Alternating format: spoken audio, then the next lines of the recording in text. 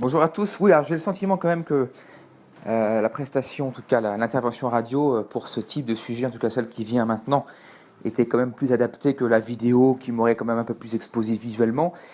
Pour ceux qui ne le savent pas, j'ai été, alors ça c'est un sujet très sensible, j'ai été un membre du mouvement de la franc-maçonnerie pendant 5 ans, après avoir franchi tous les grades, c'est-à-dire d'apprenti, de compagnon, et de maître. Donc cette chronique, cette intervention tourne autour de cette association de la loi 1901, hein, qui reste avant tout une association, il faut le dire, qui remonte à plusieurs siècles et qui est donc la franc-maçonnerie. Alors vous savez que c'est un sujet particulièrement sensible, délicat. Certains y voient toujours des complots, des techniques d'influence. Bref, moi j'en sors. Ça fait maintenant 3 ans que j'ai décidé d'en sortir. Contrairement à la secte, j'aimais bien l'expression qui disait autant maçonnerie, on peut y rentrer difficilement, autant on peut en sortir très facilement.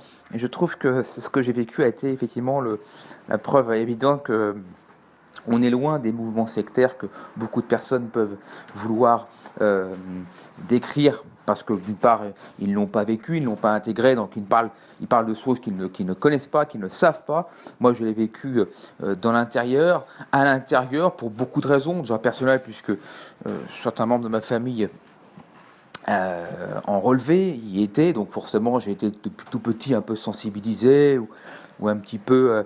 voilà, on m'en a parlé quelques fois.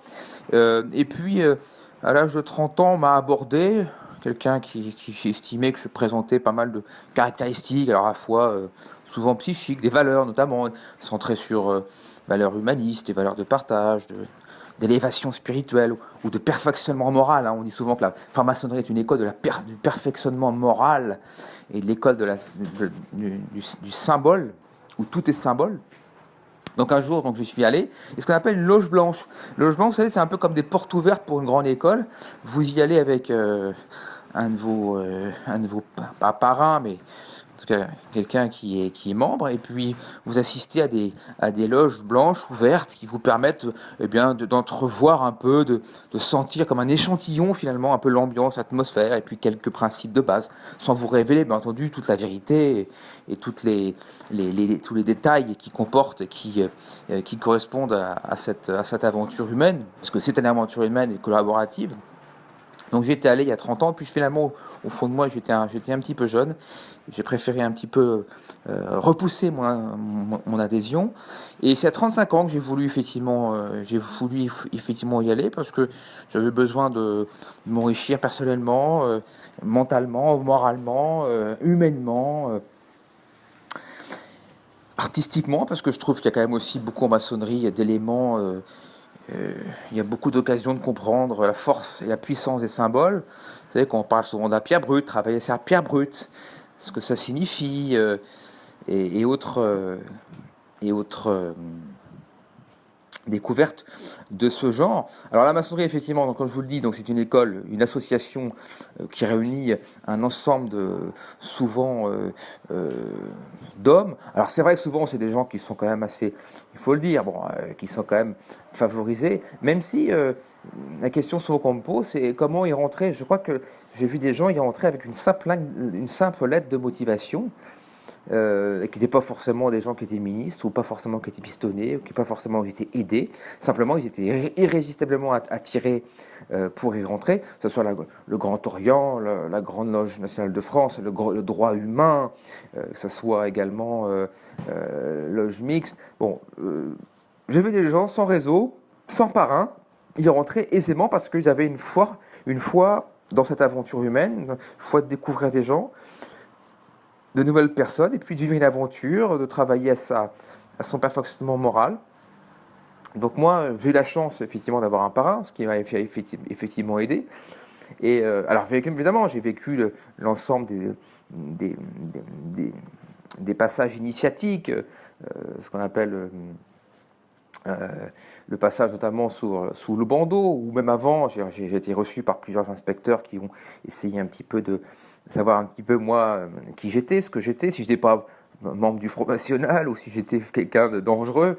Ce sont des précautions d'usage pour pouvoir filtrer des personnes peut-être malveillantes ou mal entreprenantes. Donc voilà, vous êtes toujours reçu par des gens qui vous inspectent et qui passent un peu votre vie au crible pour savoir si vous pouvez, en tout cas, rejoindre cette communauté. Voilà, donc moi j'ai vécu donc ces 3 grades qu'on appelle le stade de l'apprenti, qui vous donne une réserve qui vous astreint, on pourrait dire, à un devoir d'écoute, parce qu'on estime que quand vous êtes apprenti, vous êtes quelqu'un qui est là pour apprendre et pour entendre. Donc vous n'avez pas le droit de parler pendant 1 an, ce qui est une belle école d'écoute. Donc je pense que l'écoute est une valeur importante en communication dans la vie. Donc c'est vrai qu'un an d'écoute, c'est quelque chose d'étonnant.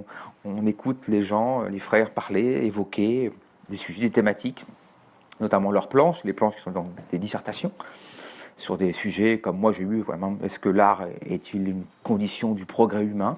Ce fut une de mes thématiques que j'ai été amené à développer pendant quelques temps, à travailler.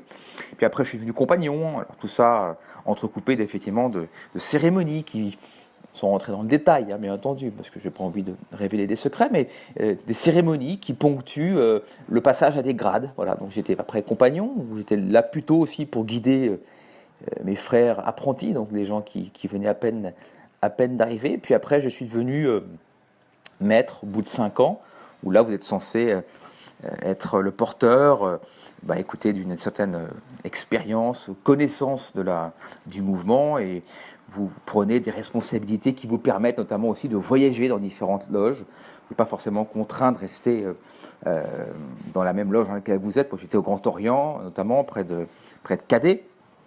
Voilà, donc après vous pouvez voyager, migrer vers d'autres langues et puis voilà, découvrir d'autres frères ou sœurs. Hein. Alors c'est vrai que le mouvement maçonnique est plutôt masculin, même si Grand Orient a amorcé quelques métamorphoses en essayant d'accueillir un peu plus de femmes. Alors certains frères diront que les femmes ne sont pas bienvenues parce qu'elles peuvent perturber les sens et peuvent perturber un peu la réflexion ou la profondeur de la réflexion, la profondeur de la recherche, du débat, de la conversation. Bon, moi, je trouve que ce sont des débats un tout petit peu désuets, obsolètes. Maintenant, il y a des femmes qui peuvent entrer en Grand Orient.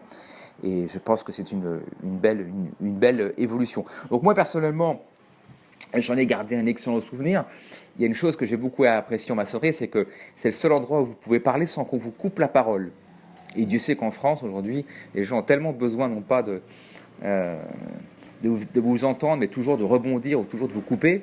C'était vraiment le seul endroit où j'ai pu parler sans qu'on m'interrompt. Et avec une façon de faire également, une façon de procéder. Mais ça, j'ai beaucoup apprécié cette école de l'écoute. Et puis surtout, je dis, de pouvoir intervenir sans qu'on vous interrompt. Et puis surtout, la découverte d'hommes habités par les mêmes centres d'intérêt, souvent les mêmes valeurs, le perfectionnement moral, l'ouverture à la différence, l'ouverture au débat, l'échange et le partage, le croisement. Voilà, tout ça, c'est une émulsion, un peu comme une grande association d'hommes qui se réunissent tous les 15 jours. Il faut savoir que c'est donc 2 fois par mois. Et c'est vrai que j'y allais avec beaucoup de plaisir, sachant qu'il y a des rituels, il y a des mots secrets, des codes secrets pour pouvoir y rentrer. Bon, bref, il y a beaucoup de... Voilà, ça, je ne peux pas vous le dévoiler parce que ça relève de la vie de l'association, mais aussi la vie un peu privée. Voilà. Et vous verrez, alors si un jour vous y allez, vous verrez un peu ce que c'est le tablier, l'écharpe, les gants...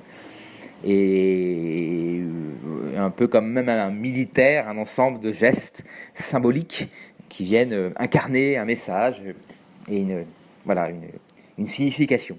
Voilà. Alors, la maçonnerie n'est pas un lieu secret, comme le dit souvent un peu la presse, on appelle les marronniers. Les marronniers, ce sont un peu des sujets un petit peu qui sont là pour un peu combler le vide des médias. Donc, c'est pas une société secrète, c'est une société discrète. Il faut bien savoir que durant la guerre, beaucoup de personnes juives ont été massacrées par par le Troisième Reich notamment, et puis par les Allemands, et que la maçonnerie était un des les lieux dans lesquels les peuples opprimés, alors pas uniquement les juifs, mais étaient recherchés. Et la raison pour laquelle beaucoup de juifs, effectivement, beaucoup de frères juifs ont migré, ont essayé d'adhérer à la maçonnerie pour être protégés.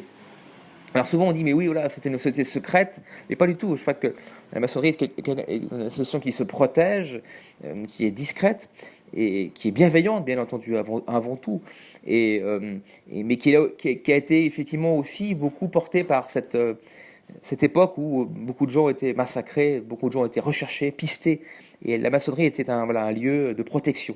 D'où depuis maintenant voilà, une association qui se protège, euh, qui garde encore peut-être un peu les reliquats de cette histoire, sombre époque. Voilà, donc il n'y a rien de secret, puisque en maçonnerie, on retrouve des gens qui sont, vous savez, il y a des médecins, des pharmaciens, des députés, des chefs d'entreprise, des gens tout à fait respectables, et qui ont l'envie de faire avancer le monde.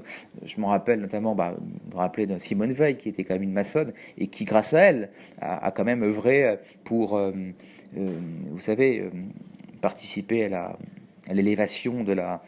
euh,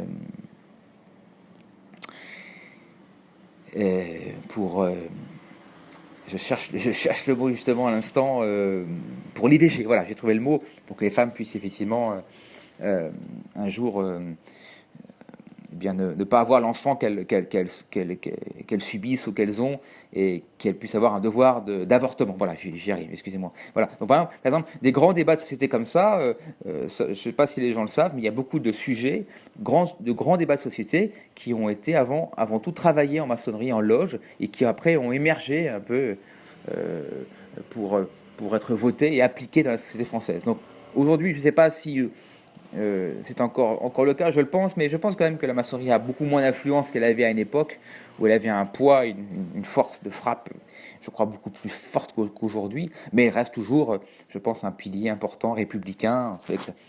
Chez moi, c'était liberté, égalité, fraternité, ce sont les symboles euh, de la maçonnerie, en tout cas dans le Grand Orient, comme j'ai pu vivre.